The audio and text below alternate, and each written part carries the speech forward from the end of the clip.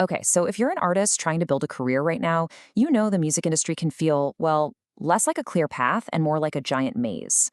The old rules are completely gone, and figuring out how to navigate this new world, that's the key to actually thriving. So in this explainer, we're going to give you the map. So let's just put this all into perspective for a second. Back in the 90s, the path was pretty straightforward. Get signed to a major label, get your song on the radio. They were the gatekeepers. Simple as that.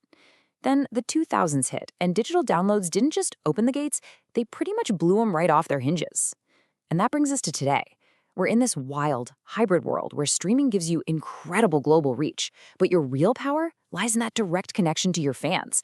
The whole landscape has changed, and with it, all the rules of the game. And that leads us to the two big questions we're really going to tackle today. Who actually holds the power now? And maybe more importantly, how do you get paid for your art? Our goal here is to hand you that map so you can stop guessing and start taking real control of your career. All right, so the first step in using any map is knowing what the symbols mean, right? We need to build a mental picture of all the key players you're going to be working with, because trust me, each one has a very specific and very important role to play.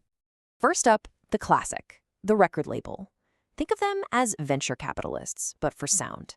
They invest in one thing and one thing only: the final, polished master recording of a song. They're the ones who put up the money for the studio time, the marketing, the music videos, all to get that one specific version of the song heard everywhere. They are in the business of the finished product. Now, on the flip side, you've got the music publisher. And this is where it gets really interesting, because publishers could not care less about that one specific recording. They care about the song itself, the melody, the lyrics, the core idea.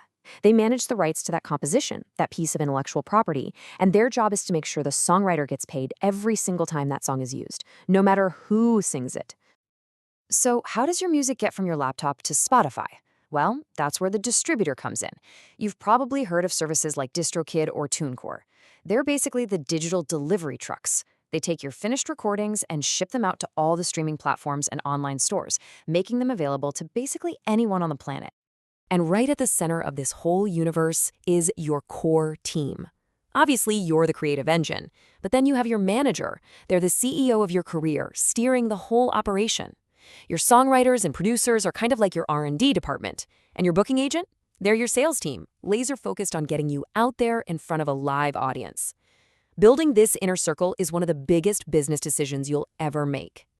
Okay, let's get to what is, without a doubt, the most critical part of this entire map. We've got to talk about ownership, because every single piece of music you create is actually protected by two completely different types of intellectual property.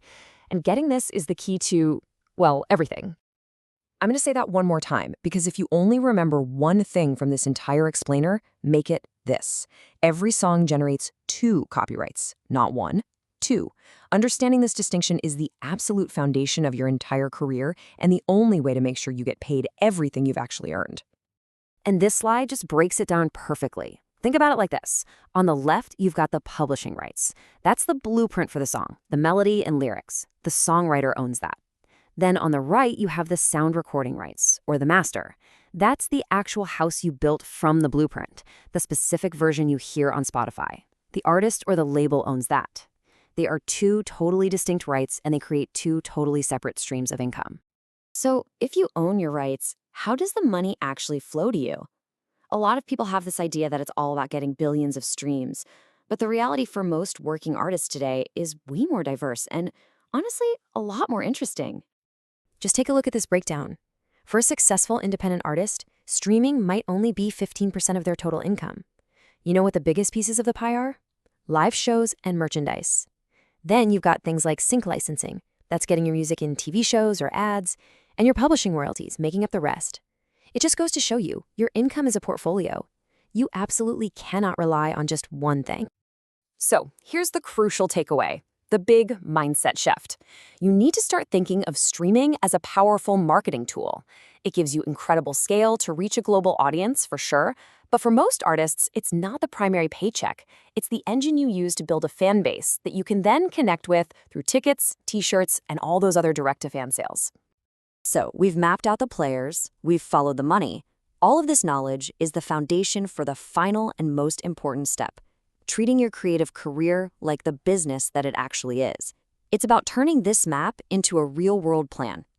So, what are your first moves? What can you do like right now? Number one, you have to internalize the difference between your masters and your publishing. That is absolutely non negotiable. Number two, register your work with a performance rights organization, a PRO. They are literally your collection agency for royalties. And three, diversify. Start thinking about merch, live shows, and other opportunities from day one. Don't just sit around and wait for streaming to pay all the bills. So, the map is in your hands. We've shown you the landscape, the key players, the routes to revenue.